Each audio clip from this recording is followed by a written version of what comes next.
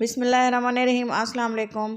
अगर तो आप बहुत ही मज़ेदार से स्नैक्स बनाना चाहते हैं तो आप 4 ब्रेड और 2 अंडे इस्तेमाल करें और एक मज़ेदार सी रेसिपी बनाएं। तो चलें जी, इसको बनाना स्टार्ट करते हैं। इसके लिए मैंने एक पैन लिया है और इसमें मैंने थोड़ा सा ऑयल डाला है, 2 से 3 टेबलस्पून। ये है अदरक लहसुन का पेस्ट और मैंने हल्दी का पेस्ट तैयार करके रखा हुआ, वो इसमें ऐड कर दिया है।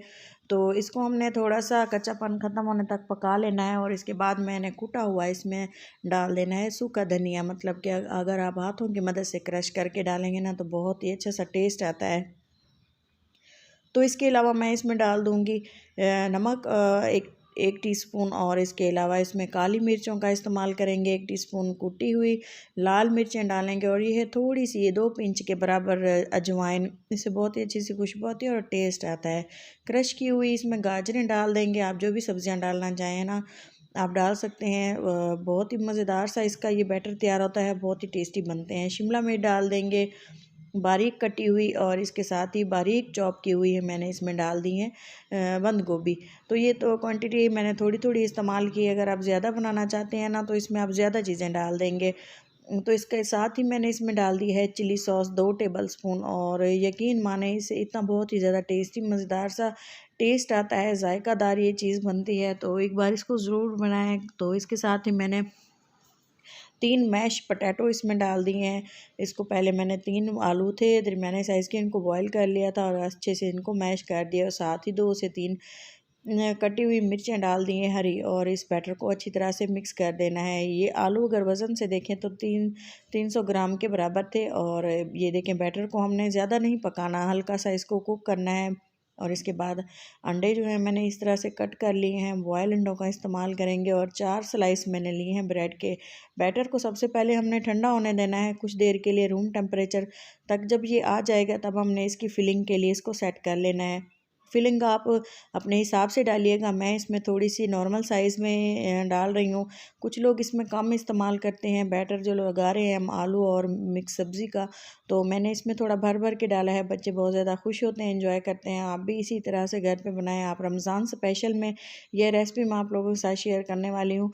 तो इसको आप बच्चों के लंच बॉक्स में दे सकते हैं, स्नैक्स में चाय के साथ आप इसको ले सकते हैं। बहुत ही मज़ेदार और बहुत ही टेस्टफुल ये रेसिपी तैयार होती है, और इस तरह के स्नैक्स आप डेली बनाना पसंद करेंगे। लेकिन अगर आप इसको उसके ऊपर वाली लेयर पे जो है, अगर आप बैटर की इस तरह से लेयर लगा देंगे ना तो यकीन माने, एक तो ये अंडों की लेयर्स को चिपक जाएगा और हिलेगा नहीं, और दूसरा इसका टेस्ट बहुत ज़्यादा शानदार बनेगा। तो चलें जी, दूसरे साइड से भी हमने इसी तरह से बैटर हल्का सा लगा के ऊपर से इसको प्रेस करके जो है इसकी कटिंग कर लेनी है।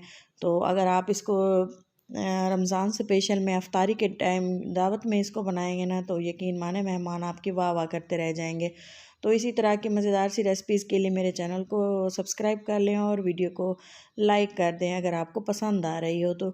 चलें जी, इसकी कटिंग कर लेते हैं। अगर आप इसकी बाद में भी कटिंग करना चाहें, पहले इसको फ्राई कर लें बाद में कटिंग कर लें, तो आपकी मर्ज़ी है। अक्सर जो है अगर इस तरह से छोटे छोटे पीसेस में हम इसको कट करने के बाद फ्राई करते हैं ना, ये बहुत ही ज़्यादा ईजी हो जाता है। तो सबसे पहले मैंने एक बाउल में जो है एक पतला सा घोल बना लिया है मैदे का। आप देख सकते हैं थोड़ा सा मैदा डाला है और इसको पानी में अच्छे से घोल लिया है।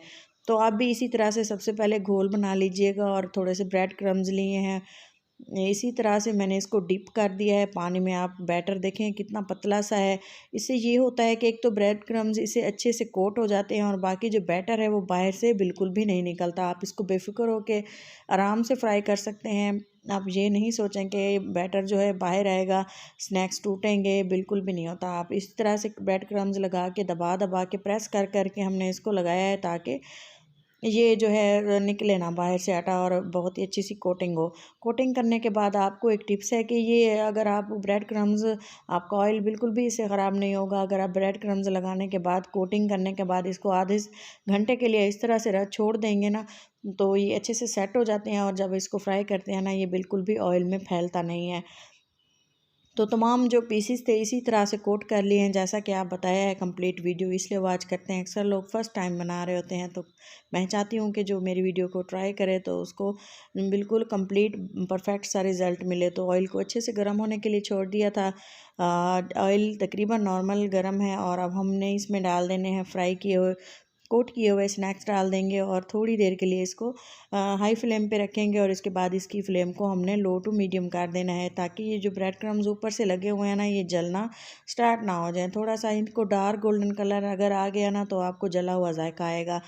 तो इसके साथ ही आपने इसको थोड़ी देर के लिए ऐसे छोड़ना है और इसकी साइड चेंज कर देनी है। जब हम इसकी साइड चेंज करेंगे ना, दूसरी साइड से भी ये इक्वली फ्राई होगा। तो जैसा कि आप देख रहे हैं, इक्वली इसका कलर है। और इसी तरह से हमने 2 मिनट के लिए इसको साइड चेंज कर करके फ्राई करना है। जो ही आप देखें कि इसका बिल्कुल सुनहरी सा खूबसूरत सा कलर आ चुका है, आप इसको निकाल लेंगे। और यहाँ तक आप देख सकते हैं, मैं ये आपको बताऊंगी कि कहाँ तक आपने इसको पकाना है। तो चलें जी, एक दफ़ा हमने इसकी साइड को दोबारा चेंज कर लेना है। आप देखेंगे कि 3 दफ़ा हमने इसकी साइड चेंज की है और फ्लेम को बिल्कुल नीचे से हल्का किया हुआ है। फ़र्स्ट में इसलिए हाई रखा था, अगर हम फर्स्ट में लो फ्लेम पे इसको फ्राई करना स्टार्ट करते ना, तो ये ब्रेड सारी खुल जाती और इसका जो बैटर हमने फिल किया था वो बाहर आना शुरू हो जाता है। तो ये देखें कितना माशाल्लाह से खूबसूरत सा कलर आ चुका है। अब हम इसी स्टेज पे इसको निकाल लेंगे।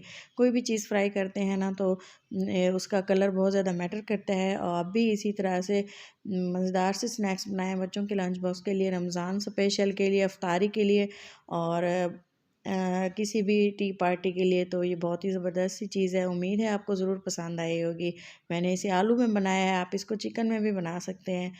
तो इसी तरह से सेकंड जो हमारे वेज पड़ा हुआ था, बचा हुआ, वो भी फ्राई कर लेंगे और इसी तरह से हमने इसको डिश आउट करना है। तो चलें जी, मैं आपको इसकी कटिंग करके दिखाऊंगी ये किस तरह से मज़ेदार से, अंदर से कितना क्रिस्पी, बाहर से कितना क्रिस्पी और अंदर से कितना जूसी और टेस्टफुल था। आपको उस वक्त तक यकीन नहीं आएगा जब तक कि आप इसको खुद बनाकर ट्राई नहीं करेंगे घर पे। तो चलें जी, इसी के साथ इसी की हम कटिंग कर लेते हैं। और मज़ीद अच्छी अच्छी वीडियोस देखने के लिए मेरे चैनल देसी फूड इंस्पिरेशन पे विज़िट करें। और ये देखें कटिंग किसकी की है, बहुत ही आसानी से ये कट हो गया। और आप इसके अंदर से लुक देखें, माशाल्लाह से बहुत ज़्यादा टेस्टी और मज़ेदार से स्नैक्स तैयार हैं। तो इसी के साथ दे इजाज़त, मिलते हैं किसी अच्छी सी नेक्स्ट वीडियो में। अपना और अपनों का बहुत सारा ख्याल रखें। अल्लाह हाफिज़।